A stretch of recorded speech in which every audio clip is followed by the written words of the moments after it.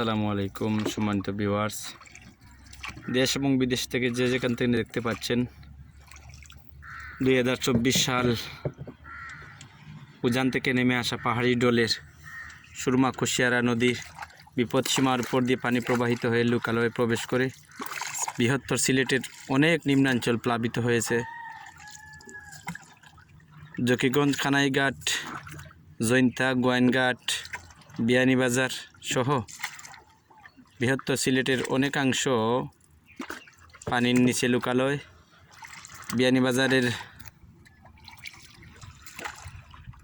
বিয়ানীবাজার উপজেলার চারখাই ইউনিয়নের বাগবাড়ির আশপাশ আপনারা দেখতে পাচ্ছেন, বা জালালনগর, বাগবাড়ি, দাহাল এসব এলাকা প্লাবিত হয়েছে।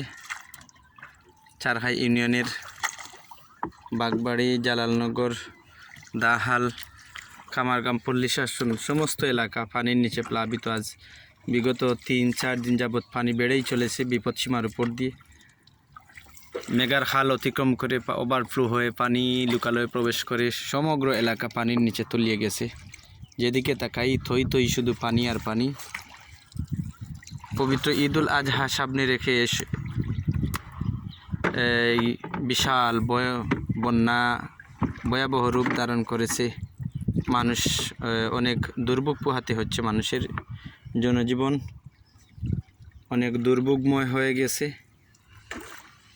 মানুষ বড় বিপাকে পড়েছে এই ঈদকে সামনে রেখে। যে বিশাল জলরাশির আক্রান্ত হয়ে সমগ্র চারখাই ইউনিয়ন আজ প্লাবিত। ও শাফিক